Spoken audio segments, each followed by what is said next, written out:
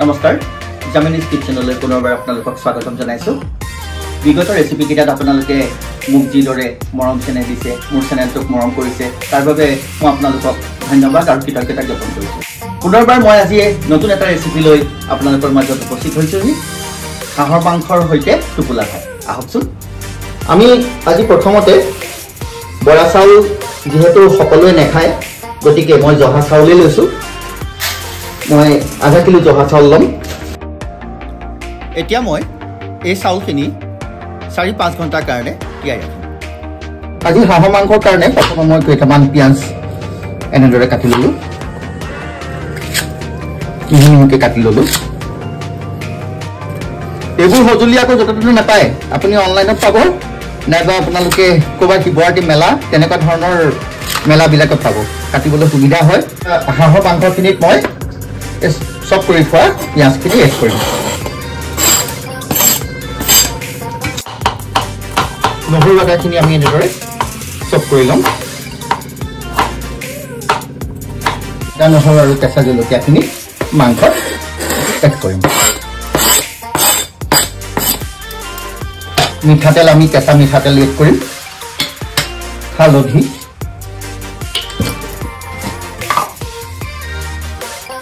নিমখ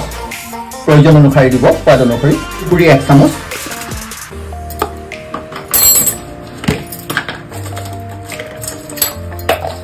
ধনিয়া পাউডাৰ 1 চামুচ ৰেড চিলি পাউডাৰ 1 চামুচ জিৰা গুড়ি 1 চামুচ এইদৰে আমি মাংসখিনি মেৰিনেট কৰি ললো অলপ মিঠাতেল এড কৰিম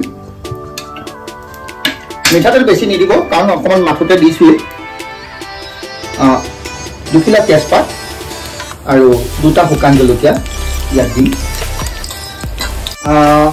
এতিয়া আমি হাঁহৰ মাংসখিনি আধা ঘণ্টা সময় মেৰিনেট কৰি ফ্ৰিজত ৰাখি থৈছিলোঁ এতিয়া সেই মাংসখিনি আমি ইয়াত এনেদৰে এড কৰি দিম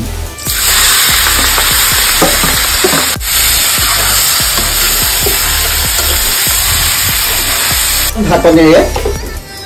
10 মিনিটৰ সময়ৰ কাৰণে প্ৰথমে ঢাকন মাৰি দিম গেছৰ ফ্লেম হাই কৰি ৰাখিব আমি 2 ঘণ্টা আগতে এই যে চাউলখিনি তিয়াই থৈছিলোঁ জহা চাউলখিনি এতিয়া আমি এখন চালনীত পানীখিনি তাৰ পৰা চেকি ল'ম আৰু চাউলখিনি এনেদৰে আমি অলপ মেলি দিম এতিয়া জহা চাউলখিনি তিয়াই থৈছিলোঁ তাত মই এখন কলপাত লৈ লৈছোঁ আৰু এইটো কি জানিছেনে এইটো মই তৰাপাত ব্যৱহাৰ কৰিছোঁ মোৰ এগৰাকী শুভচিন্তকে মোক তৰাপাতৰ যোগাৰ কৰি দিছে তেওঁ দূৰৰ পৰা আনি মোক তৰাপাত ইয়াত ঘৰত দি থৈ গৈছেহি গতিকে মই আজি তৰাপাতৰ গুণটো বহুত ধুনীয়া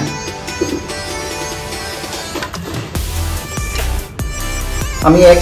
মুঠি চাউল ইয়াত এড কৰিম এতিয়া আমি অকণমান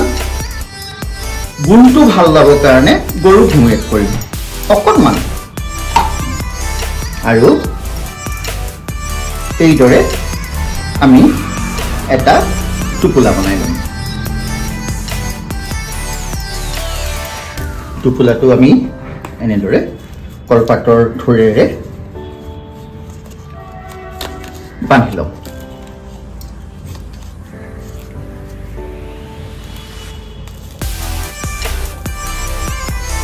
এতিয়া আমি 2টা আলু ইয়াত কাটি মাংসখিনিৰ লগত এড কৰিম অলপ সময় আকৌ আমি এনেকৈ লৰাই দিম এতিয়া কম জুইত সিজাব যিমান পাৰে অলপ কম জুইত সিজাব সকলোৰে নিশ্চয় ম'ম' ষ্টেণ্ড চবৰে আছেই গতিকে আমি সেই ম'ম' ষ্টেণ্ডতে আমি এনেদৰে টোপোলা ভাতকেইটা এড কৰিম কাৰোবাৰ যদি আপোনালোকৰ ম'ম' ষ্টেণ্ড সকলোৱে নাথাকিবও পাৰে তেতিয়া আপোনালোকে এটা চচপেনত তলত পানী দি পেলাই আপোনালোকে এই টোপোলাকেইটা দি পেলাই তেনেদৰে কৰিলেও ভাপত দিলেও হ'ব আৰু এতিয়া আমি এনেদৰে ঢাকন মাৰি 15 মিনিট সময় ৰাখিম হাঁহৰ মাংসৰ টোপোলা ভাত হ'লেতো খালি খালি লিখিয়া লাগিব নহয় জানো এই বস্তুটো চিনি পাইছেনে আপোনালোকে কি বস্তু এইটো হৈছে আদা কিন্তু আদাও আদা ই হৈছে আম আদা বহুত সুন্দৰ গোন্ধ আপোনালোকে খাইছে নাই নাজানো বাৰু মই কালেক্ট কৰিছো মোক সেই তৰাপাত যিগৰাকী দিছে তেখেতেই মোক এই আদা ডখৰ দিছে গতিকে মই কেইডখৰমান আদা চিকুনিয়াই ললো দুডখৰমান মই নহৰু আৰু 3টা কেঁচা জলকীয়া ললো এতিয়া মই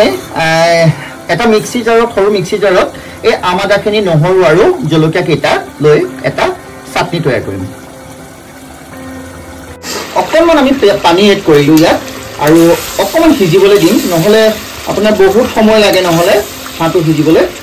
আৰু মছলা মই বেছি ইউজ কৰা নাই আপোনালোকে দেখিছে মই জিৰা অকণমান ধনিয়া অকণমান আৰু জালুকৰ গুড়ি অকণমান অকণমান গৰম মছলা মই যিটো মই ঘৰত হোমমেড কৰি থওঁ গৰম মছলা এড কৰিম গৰম মছলা এড কৰিছোঁ ইতিমধ্যে আমাৰ হাঁহৰ মাংস হৈ গৈছে এই আমি হাঁহৰ মাংস আপোনাৰ এটা বানবাটিত সাৰ্ভ কৰিছোঁ এয়া ইতিমধ্যে টোপোলা ভাত ৰেচিপিটো আমাৰ হৈ গৈছে হাঁহৰ মাংস এয়া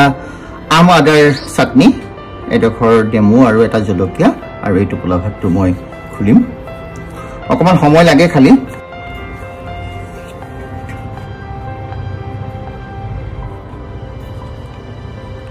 বাহ সুন্দৰ এটা গোন্ধ কি ধুনীয়া গোন্ধ ইতিমধ্যে আমাৰ আজি এই হাঁহৰ সৈতে টোপোলা ভাতৰ ৰেচিপিটো সম্পূৰ্ণ হৈছে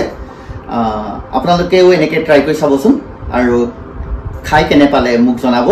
আৰু মোক লাইক কমেণ্ট আৰু ছাবস্ক্ৰাইব কৰিব বুলি অনুৰোধ জনাইছোঁ ধন্যবাদ